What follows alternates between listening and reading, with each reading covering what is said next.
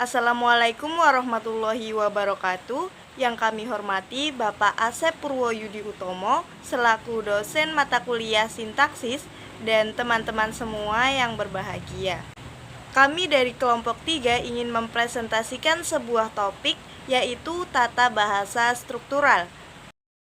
Nama saya Thomas Wakumbitonis dengan NIM 2101421003. Nama saya Umi Mulyaningsih, mahasiswi dengan NIM 21014211035. Saya Agustin Linawati dengan NIM 21014211050 dari Prodi Pendidikan Bahasa dan Sastra Indonesia.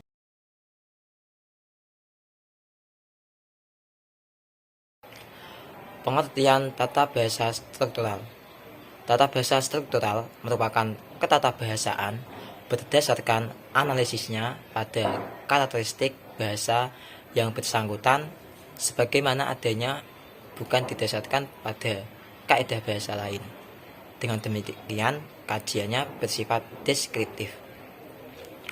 Ciri-ciri aliran struktural.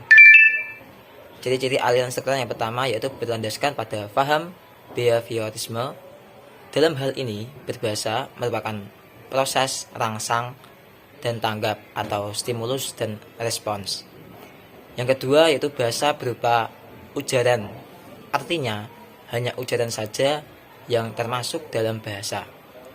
Yang ketiga, bahasa merupakan sistem tanda atau signifi dan signifian yang arbiter dan konvensional. Berkaitan dengan ciri tanda, bahasa pada dasarnya merupakan paduan dua unsur yaitu signifi dan signifian.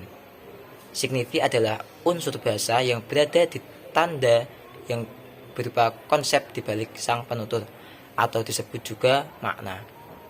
Sedangkan signifian adalah wujud fisik atau hanya yang berupa bunyi ujar. Yang keempat yaitu bahasa merupakan kebiasaan atau habit. Dalam hal ini, pengajaran bahasa menggunakan metode drill and practice, yakni suatu bentuk latihan yang terus-menerus, berkelanjutan, dan berulang-ulang, sehingga membentuk kebiasaan. Yang kelima yaitu kegramatikalan berdasarkan keumuman. Yang keenam, level-level gramatikal ditegakkan secara rapi, mulai dari yang morfem sampai menjadi kalimat. Yang ketujuh yaitu analisis dari bidang morfologi.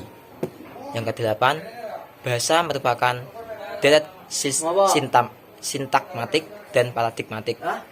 Yang kesembilan yaitu analisis bahasa secara deskriptif. Jenis tata bahasa struktural. Berdasarkan cara penyusunnya, tata bahasa struktural dapat dibedakan menjadi dua, yaitu yang pertama, tata bahasa deskriptif.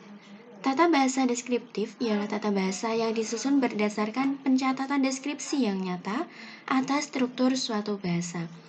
Tata bahasa ini biasanya meliputi suatu lingkungan massa yang tertentu atau sinkronis.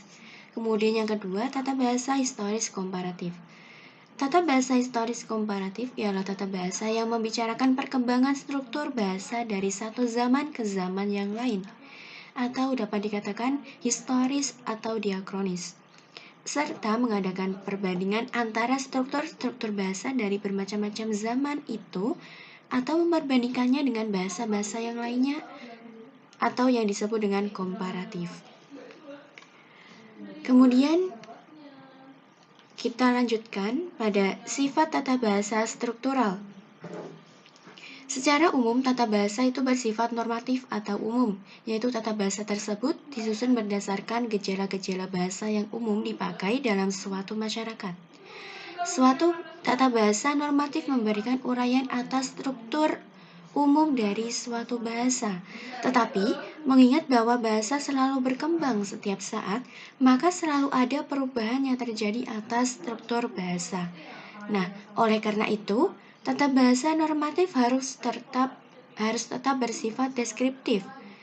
Pada bahasa yang sudah tidak dipakai lagi atau sudah mati, dalam komunikasi sehari-hari, Tata bahasa normatif dari berbagai bahasa-bahasa tersebut selalu bersifat preskriptif, yaitu menentukan atau mengatur kaidah-kaidah itu harus diikuti secermat-cermatnya dan tidak boleh dirubah lagi.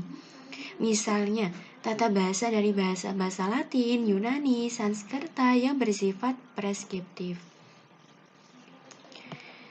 Nah, tata bahasa struktural berdasarkan analisisnya pada karakteristik bahasa yang bersangkutan sebagaimana adanya, bukan didasarkan pada kaidah bahasa lain. Nah, dengan demikian, kajiannya bersifat deskriptif. Sesuai namanya, pengajian tidak didasarkan pada nosi atau arti, tetapi pada struktur atau perilakunya dalam struktur. Fonem dalam fonem, fonem dalam silabel, silabel dalam leksem, leksem dalam takmem atau frasa, klausa, kalimat. Untuk menggambarkan struktur tertentu, struktur tersebut ditempatkan pada kontinum struktur lain yang melingkupinya. Kita lanjut pada analisis struktural dapat dirangkum sebagai berikut. Alwasi 1993, Wiratno dan Santoso pada tahun 2014. A. Tata bahasa diartikan sebagai perangkat bentuk formal tidak nosional, yaitu berdasarkan bukti-bukti sintaksis morfologis yang jelas teramati. B. Dalam analisis sintaksis diperhatikan bentuk kata, kata fungsi, dan intonasi. C. Analisis bergerak dari bentuk menuju makna, dari fonem menuju kalimat. Kemudian D. Jenis kata dibagi atas fungsi dan leksis. Kemudian E. Memberi perhatian pada ragam bahasa atau language variety. Kemudian F. Menganalisis kalimat dengan metode unsur bawaan langsung. Dan yang terakhir adalah bahasa dianggap sebagai proses stimulus. Dalam perkembangannya, aliran struktural terpecah ke dalam beberapa pandangan. Salah satu pandangan yang paling penting adalah aliran takmemik yang dipelopori oleh K.L. Paik. Menurut Alwasi pada tahun 1993, Wiratno dan Santoso pada tahun 2014. Model tata bahasa struktural diterapkan di dalam bahasa Indonesia, misalnya Kaidah Bahasa Indonesia karangan Slomet Mulyono pada tahun 1961 yang didasarkan pada pandangan takmemik. Tata bahasa Indonesia menurut aliran struktural dibagi menjadi dua bagian, yaitu morfologis dan sintaksis. Morfologi membicarakan tentang seluk-beluk struktur kata dan sintaksis membicarakan seluk-beluk struktur frasa dan kalimat. Topik penggolongan kata dianggap penting karena berhubungan dengan kajian morfologi dan sintaksis. Penggolongan kata ditentukan secara gramatis berdasarkan sifat atau perilaku dalam frasa dan kalimat.